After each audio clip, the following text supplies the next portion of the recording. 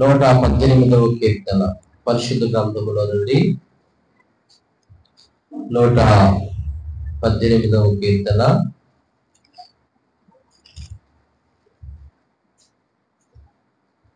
17-18 వాక్యాలు చదువుకుందాం. నేను చావును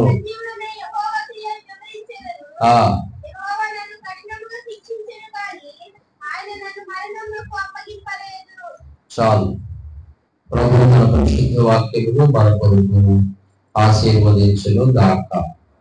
ఆమేన్. చిన్న ప్రార్థన చేసుకుందాం. పరిశుద్ధుడు అయిన తండ్రి, కృప కలిగిన స్వామి, మీకు వందనములు, స్తోత్రములు. చదివించబడిన లేఖన భాగంలో నుంచి మాతో మీరు మాట్లాడండి. మా ఆత్మలకు జీవాహారములు దయచేయండి. యేసు పరిశుద్ధ నామమును బట్టి కృతజ్ఞతలు అర్పించి వేడుకొనుచు ప్రార్థించుచు ఉన్నాను మా తండ్రి. ఆమేన్. ఆమేన్. పరిశుద్ధ నామానికి మహిమ కలుగును గాక. చేరవచ్చిన మీ అందరికీ ప్రభు నామములో శుభాలు, వందనాలు, ఆశీర్వాదాలు ప్రకటిస్తూ ఉన్నాం. దేవుని దయ వల్ల ప్రభు మనల్ని దీవించి 21వ తేదీ ఈ నెల 3వ ఆదివారంలో ప్రవేశించడానికి ప్రభు కొంచెం చూశారు. ఈ నెలలో మనం ఏం నేర్చుకుంటున్నాం చెప్పండి. చెప్పండి, ఏం నేర్చుకుంటున్నారు? విశ్వాసంతో ఎలా మాట్లాడాలి, విశ్వాసంతో మాట్లాడితే ఎలా, how to speak with faith అనేటటువంటి అంశము ఈ నెలలో మనము నేర్చుకుంటూ ఉన్నాం. ఇందులో భాగంగా గడిచిన వారంలో ఒక విషయాన్ని మనం నేర్చుకున్నాం. ఏం నేర్చుకున్నారు? గత కాలంలో ప్రభు చేసిన కార్యాలను చేయాలి జ్ఞాపకానికి తెచ్చుకున్నాం. గత కాలంలో ప్రభు చేసిన కార్యాలను జ్ఞాపకానికి తెచ్చుకోవడం ద్వారా మనం విశ్వాసంతో మాట్లాడగలుగుతామని గడిచిన వారంలో నేర్చుకున్నాం. దావీదు గొర్రెలను కాసేటప్పుడు ఒకసారి సింహం వచ్చింది, మరొకసారి ఎలుగుబంటి వచ్చింది. ఆ సింహంతో ఎలుగుబంటితో పోరాటం చేసి దావీదు మరి ఆ సింహం నోటు నుండి, ఎలుగుబంటి నోటు నుండి గొర్రె పిల్లలను తప్పించాడు. అలాగే గొర్రెలతో పోరాడవలసినప్పుడు దావీదు ఏమనుకున్నాడంటే, ఆ సింహం యొక్క బలములను, ఎలుగుబంటి యొక్క బలములను రక్షించినటువంటి యెహోవా ఈ గొర్రెలతో దాని నుండి కూడా నన్ను ఏం చేస్తాను చెప్పండి, రక్షించును లేదా కాపాడును అని గడిచిన వారంలో మనము నేర్చుకొని ఉన్నాం. కాబట్టి గడిచిన కాలంలో మరి ప్రభువు చేసిన కార్యాలను జ్ఞాపకాలను తెచ్చుకోవాలి. ప్రస్తుతం ఎదుగుతున్న కష్టములు కాదుగా చూడవలసింది గత కాలంలో ప్రభువు నీ పట్ల చేసిన కార్యాలను చూడటం ద్వారా నీకు ధైర్యం వస్తుంది, నీకు విశ్వాసం వస్తుంది. ఆ రీతిగా నేను విశ్వాసంతో మాట్లాడగలుగుతాము. అలా దావీదు గొల్యాతును చూసినప్పుడు గొల్యాతు యొక్క బలమును చూడలేదు, కానీ సింహమును ఎలుగుబంటిని జయించడానికి సహాయం చేసిన ప్రభువు యొక్క బలమును, శక్తిని చూచాడు కనుక సునాయాసంగా దావీదు గొల్యాతును జయించగలదు. అలాగే మనం గడిచిన కాలంలో మన పట్ల చేసిన కార్యాలను జ్ఞప్తికి తెచ్చుకోవాలి. పరిశుద్ధ గ్రంథంలో ఈ రోజు విశ్వాసంతో మాట్లాడుతే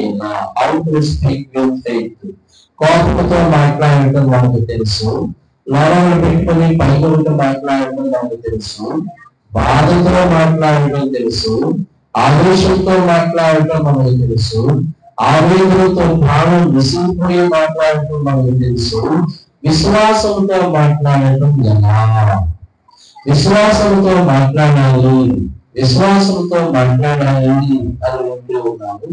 విశ్వాసంతో మాట్లాడటం ఎలా? How to speak with faith. ఇక్కడ కవి భక్తులు చెప్తూ ఉన్నాడు ఏమనంటే, నేను చావును సజీవుడై యెహోవా క్రియలు వివరించగలను. నేను చావును సజీవుడై యెహోవా క్రియలు వివరించగలను అని చెప్తూ ఉన్నాను.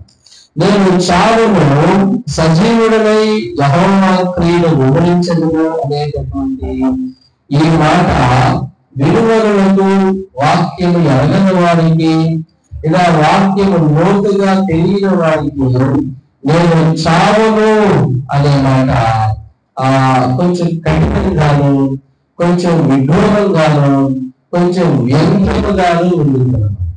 నేను చావును అని చెప్పానుకోండి, వీడు చావునంట. ఏమన్నాడు? అమ్మాయి ఎప్పటికీ చావుదంట. సార్ నువ్వే ఉండు, మేమే చచ్చిపోతాం. సార్ నువ్వే బ్రతుకున్నావు, దీర్ఘకాలం బ్రతుకు అని వ్యంగ్యంగా వెటకారంగా మాట్లాడతాం. ఇక్కడ భక్తులు చెప్తూ ఉన్నాను, నేను చావును సజీవులని యెహోవా ప్రియుడు వివరించగలను.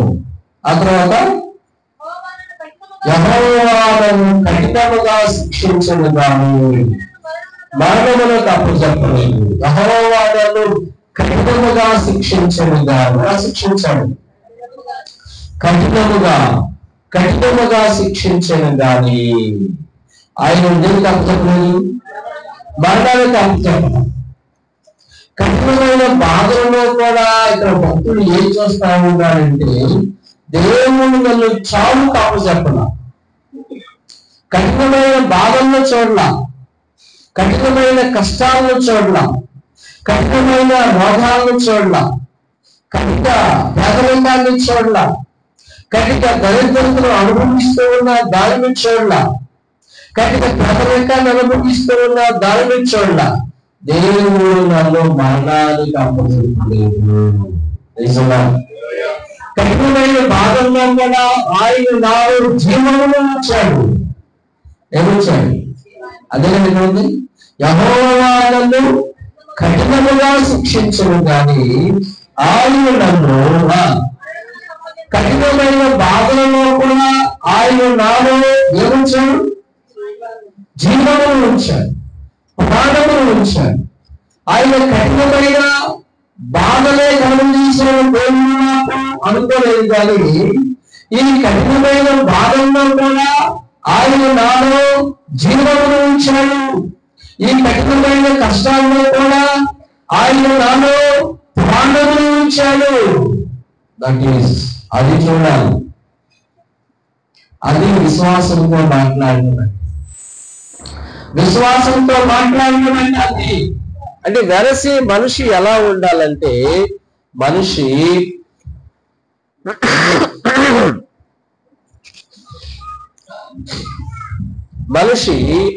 ఆశాజీవిగా ఉండాలి.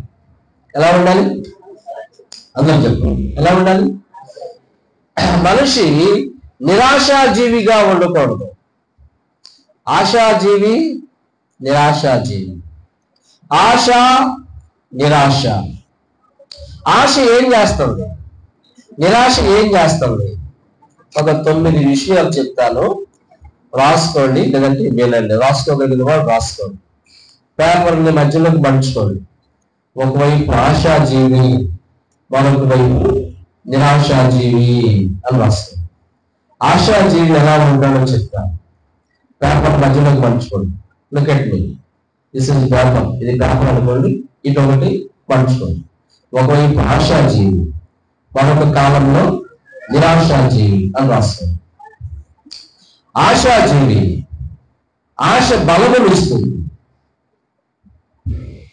ఆశాజీవి బలంగా ఉంటాడు, నిరాశాజీవి బలహీనమైపోతాడు. ఆశాజీవి బలంగా ఉంటాడు, కష్టాలు, కన్నీళ్లు, కలగండ్లు, నొప్పులు, రోగాలు ఉంటాడు. నిరాశాజీవి బలహీనమైపోతాడు. ఆశ ఓపికలిస్తుంది, నిరాశ నీరసంలోకి నడిపిస్తుంది. ఆశాజీవి జీవమును కలిగి ఉంటాడు, నిరాశాజీవి మరణంలో నడిపించబడతాడు. నెంబర్ 4, ఆశాజీవి వెలుగులో జీవిస్తాడు, నిరాశాజీవి చీకటిలో నడిపించబడతాడు. నెంబర్ 5, ఆశ ఆకారములు ఇస్తుంది. ఏమిస్తుంది? ఏంటది? నిరాశ వికారంగా మారుస్తుంది మనిషిని. ఆశ ఆకారములు ఇస్తే నిరాశ వికారంగా మారుస్తుంది. అది మన ముఖంలో, మన హృదయంలో కళ ఉందనుకోండి, ఎలా కనపడుతుంది? ఇవాళ కళకళలాడుతా ఉన్నామే అంటాం. అదే హృదయంలో బాధ ఉందనుకో, ఆ విచారం ఎలా కనపడింది? ముఖం ఎక్కడ ఉంది? అంటే ఇప్పుడు నిరాశ ఏం చేసినది ఉంటాయి, వికారం చేసి. ఆశాజీవి ఆకారమును కలిగి ఉంటాడు, నిరాశాజీవి వికారంగా ఉంటాడు. నెంబర్ 6, ఆశ ప్రార్థనలో నడిపిస్తుంది, మోకాళ్ళ మీద నడిపిస్తుంది. నిరాశ ఏ ప్రార్థనలే అంటాడు. నెంబర్ 7, ఆశాజీవి పని చేస్తాడు. ఆశ పనికి పుట్టుకొల్పుతుంది. పని చేద్దాం, ప్రయత్నించుదాం, ట్రై చేద్దాం, ఈసారి చూద్దాం, ఈసారి ప్రయత్నం చేద్దాం, ఈసారి అప్లై చేద్దాం. ఆశాజీవి ఆశ పనికి పుట్టుకొల్పుతుంది, నిరాశాజీవి ఏం చేద్దామని సోమరుగా చేస్తుంది, అలాగే సోమరుడిగా చేస్తుంది. నెంబర్ 8, ఆశ ఆలోచింపు చేస్తుంది. ఏం చేస్తుంది? ఇప్పుడు ఏం చెయ్యాలి? డాక్టర్ గారు కాదన్నాడు, ఇప్పుడు ఏం చెయ్యాలి? సంథింగ్ ఏదో ఒకటి చేయాలి. ఆశ ఆలోచింపు చేస్తుంది, నిరాశ నిర్వేదంలోకి నడిపిస్తుంది. నిరుగుండ పడింది అంటాం కదా, ఏం చేయాలో కాదు చేయాలనే పరిస్థితి. ఏంటది? నిరాశ నిరుగుండ పడేటట్లు చేసి నిర్వేదంలోకి నడిపించింది. ఆశ ఆలోచింపు చేస్తుంది. నెంబర్ 9, ఆశ వేదిక మీదకి తెస్తుంది. ఆశ వేదిక మీదకి తెస్తుంది, నిరాశ క్రిందనే కూర్చోబెడుతుంది. పాడాలి ఆశ ఏం చేస్తుంది? వేదిక మీదకి తీసుకొచ్చింది. పాపం నేను పాడలేదు, నాకు భయం, నా వల్ల కాదు అని ఏం చేస్తుంది? చెప్పండి. అక్కడే కూర్చోండి. ఆశ వేదిక మీదకి నడిపిస్తుంది. కాబట్టి మనము ఆశాజీవులుగా ఉండాలి కానీ నిరాశాజీవులుగా ఉండకూడదు. దేంట్లో? కష్టాలు, కన్నీళ్లు, కడగండ్లు, నొప్పులు, రోగాలను కూడా మనం ఆశాజీవులముగానే బ్రతకాలి. ఇక నాకు నిరీక్షణ లేదేమో, ఇక నా పరిస్థితి, నా జీవితం, నా కుటుంబం, నా భవిష్యత్తు ఎంతమందితోనేమో అనుకోకూడదు. అటువంటి దుఃఖకరమైన పరిస్థితులలో కూడా నీవు ఆశాజీవిగానే బ్రతకాలి. 71వ కీర్తన పరిశుద్ధ వాక్యం నుండి 71వ కీర్తన చదువుతాం.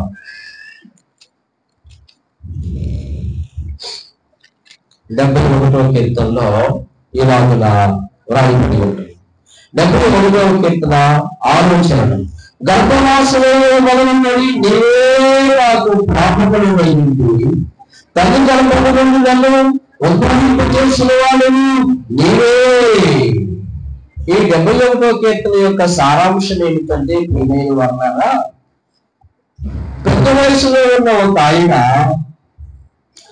వృద్ధాప్యములో ఉన్న ఒక ఆయన కష్టాలలో ఉండి చేయించు ఉన్న ప్రార్థన. ఆయన వృద్ధాప్యానికి వచ్చినప్పుడు తన యొక్క బాల్య స్థితిని జ్ఞాపకం చేసుకుంటూ ఉన్నాడు. నా తల్లి గర్భములో నన్ను ఉద్భవింపజేసిన వాళ్ళకు నీవే, గర్భవాసమైనది మొదలుపడి నీవే నాకు ప్రాపకుడైంటివి, నా తల్లి గర్భములో నన్ను బయటికి తీసుకొచ్చిన వాడు నీవే. నెంబర్ 7, నేను అనేక మంది ఒక వింతగా ఉన్నాను. ఎలా ఉన్నాడంట? ఆయనను నాకు బలమైన ఆశ్రయించిన నీవే, అనేకులకు నేను ఒక వింతగా ఉన్నాను. మనం వింతగా ఉన్నాము. మన గురించి మాట్లాడుకుంటూ ఉంటాము. మనం దగ్గరకు వెళ్తున్నాం, వస్తున్నామని తెలుగులో ఏం చేస్తారు? కటిక్కిన అని ఏం చేస్తున్నారు? మనం వింతగా ఉన్నాం. మనం ఒక కమేడియన్ గా వారి దృష్టిలో మారిపోయాము. మనం వాళ్ళకి జోకర్ లాగా కనబడుతూ ఉన్నాం. మనం ఒక కమేడియన్ గా కనబడుతూ ఉన్నాం. అనేకులకు నేను ఒక వింతగా ఉన్నాను. అయినను నాకు ఉన్నటువంటి బలమైనటువంటి ఆశ్రయించము నీవే. నా గురించి వారు గుసగుసలాడుకుంటూ ఉన్నారు. నా గురించి వారు ఎంతగా మాట్లాడుకుంటూ ఉన్నారు. అయినను దేవా నాకున్న బలమైన ఆశ్రయించము నీవే అని అంటూ ఉన్నాడు. 9వ చరణం, వృద్ధాప్యమందు నన్ను విడనాడకుము, నా బలము క్షీణించినప్పుడు నన్ను విడవకము. చాలు. వృద్ధాప్యమందు నన్ను విడనాడకుము, నా బలము క్షీణించినప్పుడు నన్ను విడువకుము అని ప్రార్థన చేస్తూ 10వ వచనం, దేవా వచ్చు తరమునకు నీ బాహుబలమును గురించి, పుట్టుబడిన వారికి అందరికీ నీ శౌర్యమును గురించి నేను తెలియజెప్పినట్లు తన మనస్సు వృద్ధులుగా ఉండే వరకు నన్ను విడువకుము. ఎప్పటి వరకు? తల నెలవకుండా చేయి ప్రభువా అంటల్లా. తల నెలిసిపోతే అంత బాధ. కొంతమంది బంగారం పోయినంత బాధపడతారు. ఏమైతే తల నెలిస్తే బంగారం పోయినంత బాధపడతారు. తల నెలసి వృద్ధులుగా ఉండే వరకు నన్ను విడువకుము. దేవా నీ నీతి మహాకాశమంతా ఉన్నతమైనది. పట్టుకొచ్చాను. వచ్చు తరమునకు నీ బాహుబలమును గూర్చి, ఎవరికి? పుట్టబోను వారికి అందరికి నీ శౌర్యమును గూర్చి నేను తెలియజెప్పుతాను. పుట్టినోడికే చెప్పలేకపోతున్నాను. ఈ ఆశ ఏంటి? పుట్టబోను వారికి అందరికి, వచ్చిన పరాలకే చెప్పలేకపోతున్నాం. కానీ ఏమన్నా వచ్చు తరమునకు, రాబోవు తరమునకు నీ బాహుబలమును గూర్చి, పుట్టబోను వారి తల్లిని శౌర్యమును గురించి నేను తెలియజెప్పుటకు తల నెలసి వృద్ధులుగా ఉండే వరకు నన్ను తల నెలవకుండా చేయ ప్రభు అంటల్లా. నేను ముసలోని కాకుండా కాపాడంటల్లా. నేను ముసలోని అవ్వాలి, నాకు తల జుట్టు తెల్లబడాలి. అలాంటి సందర్భంలో కూడా నన్ను విడిచిపెట్టుతాకయ్యా.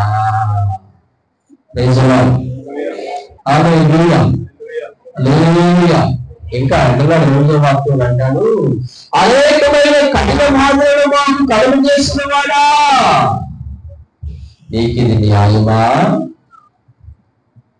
నీకు ఇది తగునా అని మనం అనుకుంటాం. ఏ బాధలక? అనేకమైన కఠినమైన బాధలను కలుగు చేసిన వాడా, అనేకమైన కఠిన బాధలను మాకు కలుగు చేసిన వాడా. ఏ బాధలు? కఠిన బాధలు, కఠినమైన బాధలు, అనేకమైన కఠిన బాధలను కలుగు చేసిన వాడా, నీకు ఇది న్యాయమేనా, ఇది నీకు తగునా అని మనం ఆయాసపడతాం. ఎవరిపైనా? ప్రభు పైన. ఇది అంటున్నాడు, అనేకమైన కఠిన బాధలను మాకు కలుగు చేసిన వాడా, నీవు మరణాలమును బ్రతికించగలవు, భూమి యొక్క అగాధ స్థలంలో నుండి మరణాలమును లేవనెత్తగలవు. చాలు. ఎక్కడి నుంచి? భూమి యొక్క అగాధ స్థలంలో నుండి మరణాలమును లేవనెత్తగలవు, నువ్వు మరణాలమును బ్రతికించగలవు. ఎక్కడి నుంచి? కఠినమైన బాధలు కలుగు చేసిన దేవుడితో చెబుతున్నాడు.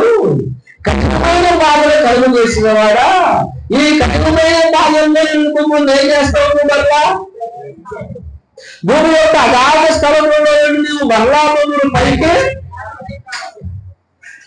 ఇది ఆశాజీవి. ఇంత కఠినంగా శిక్షించాడు దేవుడు. ఏమైనా దేవునికి న్యాయమేనా? ఎంత చేశాను నేను దేవునికి, ఎవరికి? ఎంత చేశాను నేను సంఘానికి, ఎంత ఇచ్చాను పాదురి గారికి నేను అని మనం అనుకుంటాం. ఈయన అంటున్నాడు, కఠినమైన బాధలను కలుగు చేసిన వాడా, నీవు మరలా మమ్మను బ్రతికించదు. ఇది ఆశాజీవనం. ఆశాజీవి, ఆశావాదం. ఆశాజీవి మాట ఎలా ఉంటుంది? ఆశాజీవి ప్రార్థన ఎలా ఉంటుంది? ఆశాజీవి యొక్క విశ్వాసం ఎలా ఉంటుంది? కఠినమైన బాధలను కలుగు చేసిన వాడ, మరలా నువ్వు బ్రతికించలేవు, భూమి యొక్క అగాధ స్థలంలో నుండి నువ్వు మరలా మమ్మల్ని న్యాయదించలేవు, నా గొప్పతనము వృద్ధి చేయను. ఎప్పుడు? ఏ వయసులో? ముసలోడు అయినాక ఏమన్నాడు? నేను ఎంత గొప్పవాడిని లోకానికి చూపించగా నీ నామమును బట్టి తండ్రి, నువ్వు నన్ను ఎంతగా దీవించావో లోకం తెలుసుకోవాలి. నేను ఎంతగా నీ పైన ఆధారపడ్డానో లోకం తెలుసుకోవాలి. నేను ఎంతగా నీ పాదాల చెంత ఫలమిల్లానో లోకము గ్రహించినట్లుగా లోకానికి నా గొప్పతనమును వృద్ధి చేయము. నా తట్టు మరణి నాకు నెమ్మది కలుగు చేయము. స్తోత్రం చెప్పండి. ఆశాజీవి యొక్క మాటలు ఇలా ఉన్నాయి. అందుకే ఈ కాలం రాశారు, పరులకు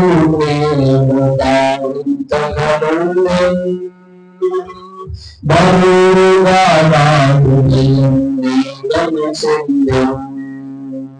పరులకు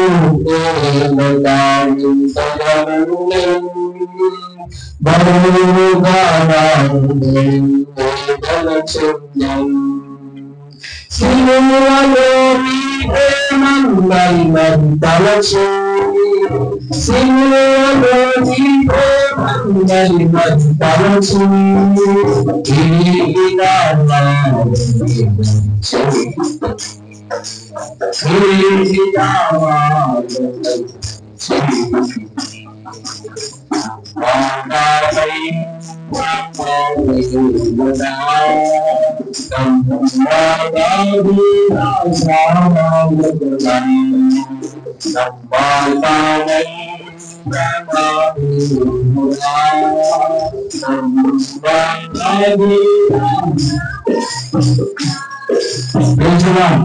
ఆయనకై ఆయన పాడుకుంటూ ఉన్నారు. ఎవరి నేను ఎంతగా ఉన్నాను.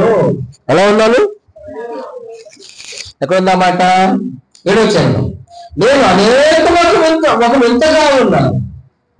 నేను అనేక ఒక కమేడియన్గా మారిపోయాను. అనేక నేను ఒక కాంపిటీషన్ గా మారిపోయాను. నేను ఒక వింతగా ఉన్నాను. బరువుగా నా హృదయం బరువెక్కింది. కలవరము, ఆందోళన, సంథింగ్ ప్రాబ్లం నా హృదయంలో పోరాటం, ఘర్షణ జరుగుతూ ఎక్కడ అంతరంగంలో ఘర్షణ జరుగుతూ, అంతరంగంలో విశ్రాంతి లేదు. కొంతమంది పడుకున్నట్టే ఉంటారు కానీ లోపల ఏం జరిగింది? ఘర్షణ. అంతరంగం ఎక్కడది? చూసిన వాళ్ళకి ఎక్కడది? పడుకున్నాడులే, నిద్రపోతున్నాడు కానీ లోపల ఏం జరుగుతుంది? ఘర్షణ జరుగుతుంది. వై అంటే అర్థం ఏంటి? ఎందుకు ఏమిటి? వై ఎలా ఘర్షణ, అంతరంగంలో ఘర్షణ జరుగుతుంది. అదే ఈ హృదయంలో జరుగుతుంది. బరువుగా నా హృదయం వేదన చెందాను. సిలువలో నీ ప్రేమను మరిమంది తలచి. ఏ ప్రేమను? సిలువలో నీ ప్రేమను మరిమంది తలచి.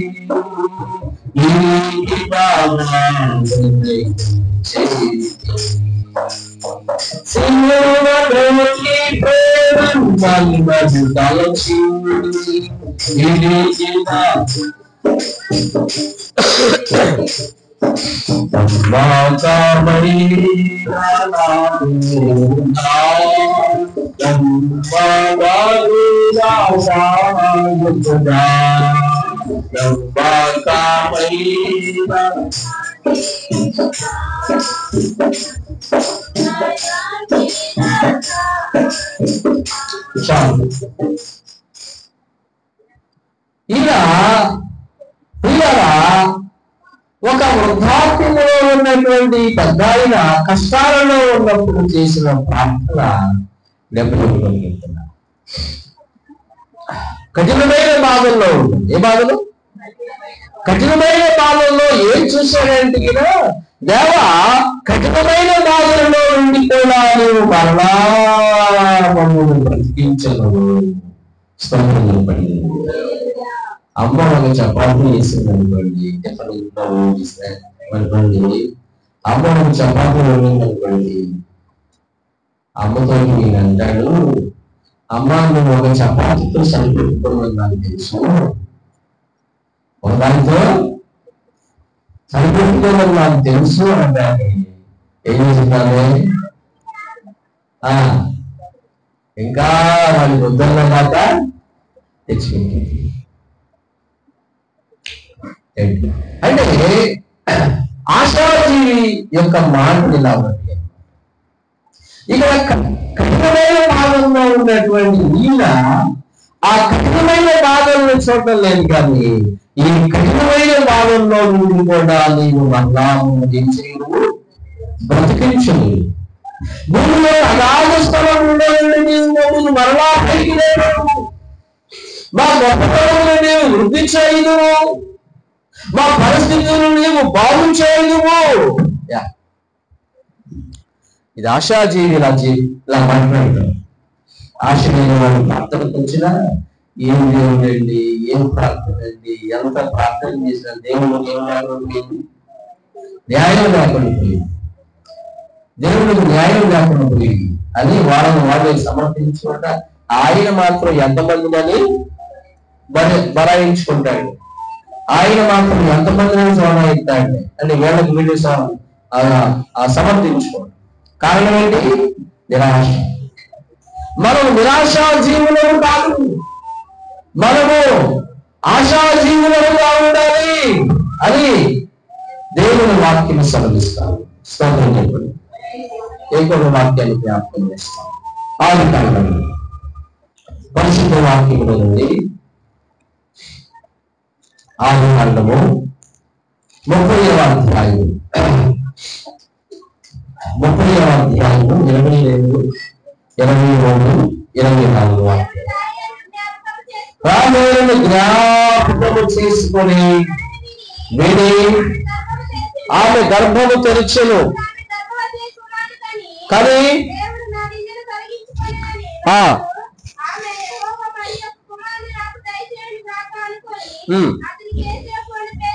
అతనికి యోసేపు అని పేరు చెప్పండి. ఇక రాహేలును చూస్తా ఉన్నాం. ఎవరైనా ఈ రాహేలు అనేటటువంటి ఈమె యాకోబు యొక్క ప్రియమైన అందమైనటువంటి భార్య అన్నమాట. యాకోబుకి రాహేలు మేనమామ కూతురు. యాకోబు మేనమామ లాభాలు ఇంటికి వెళ్ళాడు. మేనమామ లాభాలకు చాలా గొర్రెలు ఉన్నాయి. ఆ గొర్రెలను కాసేటప్పుడు నీకు ఏం కావాలో, జీతం ఏం కావాలో అనుకు, ఏదో ఒకటి ఇస్తాను అని అన్నాడు లాభంగా. అప్పుడు యాకోబు అన్నాడు, నీకు ఇద్దరు కుమార్తెలు ఉన్నారు కదా మేనమామయ్య, వాళ్ళల్లో చిన్నదాన్ని రాహేలు నాకు ఇవ్వు అని అడిగాడు. ఎవరిని? ఎందుకు నీకు చాకరీ చేస్తున్నాడు కనుక, నీకు ఊరిలో బాధలు చేస్తున్నాడు కనుక నీ కూతుళ్ళలో చిన్నదాన్నైన రాహేలు నాకు అన్నాడు. ఇంటికి చదువు 29వ అధ్యాయం ఏముంటుందంటే అక్కడ 29వ అధ్యాయంలో పరిశుద్ధ వాక్యం చదువుదాం. 16వ వాక్యం. లాభానికి ఇద్దరు కుమార్తెలు ఉండి, వారిలో పెద్దదాని పేరు లేయా, చిన్నదాని పేరు రాహేలు. లేయా జబ్బు కళ్ళు కలది, రాహేలు గర్భవతియు సుందరియుడయ్యుండెను. యాకోబు రాహేలును ప్రేమించి, నీ చిన్న కుమార్తె నేను రాహేలు కోసం నీకు 7 సంవత్సరములు పనులు చేసేదను. ఎన్నేళ్ళు? ఎవరి కోసం? రాహేలు కోసం పనులు చేశాను. ఎవరు? యాకోబు. ఎన్నేళ్ళు అయిపోయింది? పెళ్లి చేయాలి. పెళ్లి చేసే రావాలి కాదు. ఎలా కదా అదే మోసం చేసేది మోసం ఏమన్నా కూడా మా దేశంలో మా ప్రాంతంలో చిన్న అమ్మాయి చేయటం మా దేశ మర్యాద కాదయ్యా. నీకు ఈ పిల్ల కావాలంటే కనుక ఇంకా మీరు కొనుక్కు చేయా, నీ చెడుకోలేదని ఏమంది ఎక్కడ ఈమె యొక్క వారను సంపూర్ణం చేయడం దీనికి సంవత్సరం అందుకని ఆమెను కూడా నీకు ఇచ్చేటువంటి చెప్పుగా సంపూర్తి భావనగా ఇద్దరు ఇచ్చాను. రాహేలును కూడా యాకోబుకి ఇచ్చి చేశాను. లేయాకు పిల్లలు పుట్టింది, రాహేలుకి పిల్లలు పుట్టింది. పిల్లలు పుట్టడానికి రాహేలు తన అతను అక్కడ లేదా నేను అసూయపడి యాకోబుతో కళ్ళాలు పెట్టుకున్నాను, నాకు పిల్లలు ఇస్తావా లేకపోతే చావమంటావా అని. ఆయన అన్నాడు, నేను దేవుళ్ళు కాదమ్మా, నేనంటే మనుషులు, నేను కూడా మనిషి, నేను నా చేతిని ఏం లేదు, దేవుడికి మొరపెట్టుకో అని చెప్పాడు. అలాగే రాహేలు తన తప్పు తాను తెలుసుకొని దేవునికి మొరపెట్టుకోండి. 22వ వాక్యంలో ఉంటుందన్నమాట. ఆమె మనల్ని దేవుడు ఏమంటాడంట, ఆమె మనల్ని విని ఆమె గర్భము తెరిచెను, అప్పుడు ఆమె గర్భవతి అయి కుమారుని కలిగి దేవుడా తొలగించదనుకొనెను. రాహేలు ఆశాజీవిగా మాట్లాడుతుంది, రాహేలు ఆశతో మాట్లాడుతుంది. ఏమనంటే దేవుడు నా నుండి తొలగించదనుకొనెను, మరియు ఆమె అనగా రాహేలు యెహోవా మరియకు కుమారుని నాకు దయచేయునుగా కనుగొని అతనికి యోసేపు పేరు పెట్టెను. ఒకరిని సరిపెట్టుకోరా, ఒక పుట్టగానే వాడి పేరు పెట్టేటప్పుడు ఎవరు ఆమె తాను చెప్పుకుంటుంది, దేవుడు నాకు మరియకు కుమారుని చెప్పు. దేవుడు అక్కడ ఆమె యెహోవా మరియకు కుమారుని నాకు దయచేయును గాక. ఈ ఒక్కడే కాదు, ఇలా మరియకు కుమారుడు దేవుడు నాకు అనుగ్రహించును గాక, మరియకు కుమారుడు ప్రభు నాకు దయచేయును గాక అని ఆమె ఆశాజీవిగా విశ్వాసముతో మాట్లాడుతుంది. విశ్వాసముతో ఒక వ్యక్తి మాట్లాడటానికి అతనిలో ఉండవలసినది ఏంటంటే ఆశ. ఆశాజీవిగా ఉండాలి, ఆశాజీవిగా బ్రతకాలి.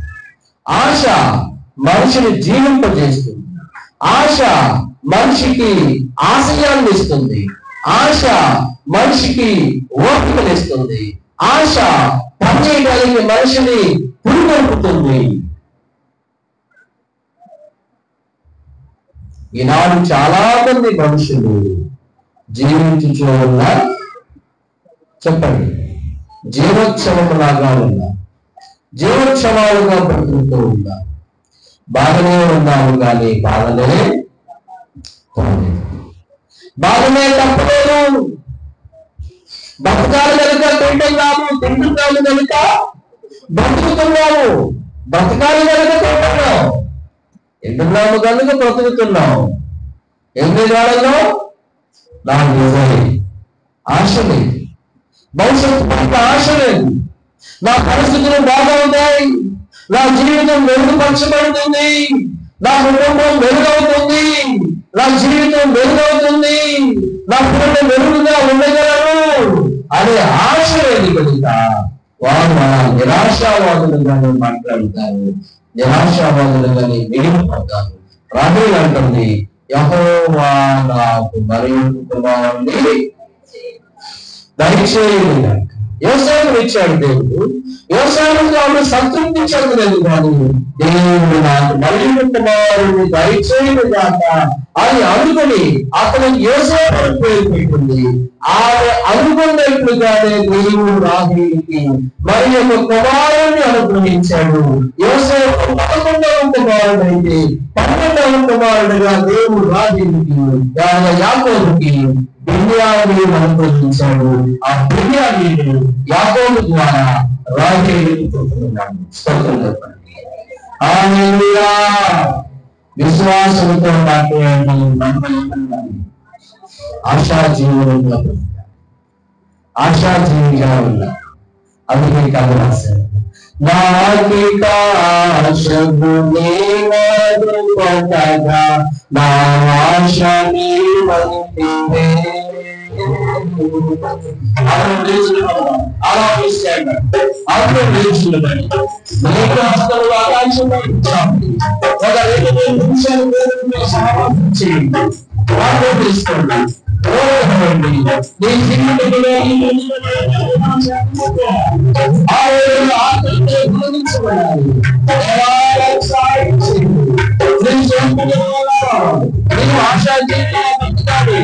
మనం ఆశాజీవిగా ఉండాలి, నిరాశావాదులుగా ఉండకూడదు. ఆశ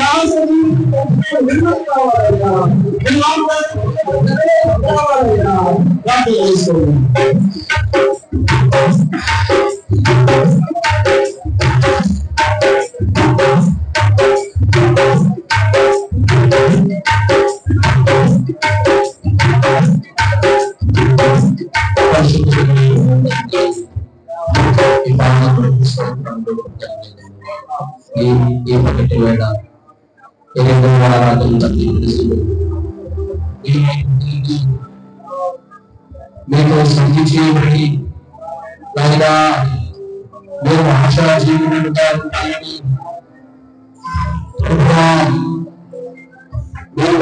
ఆశపడాలని ప్రభువు నామములోని కోరుకోవాలని తీర్మానం చేస్తారు. దేవాలయానికి సహాయం చేస్తున్నారు.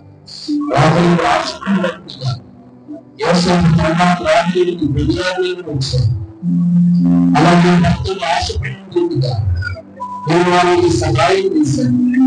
అందుకే ఈ సందేశం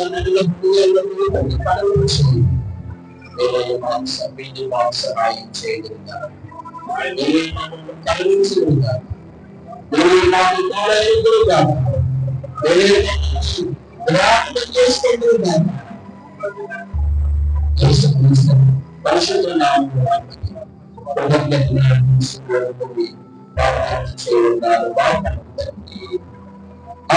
ఆమేన్.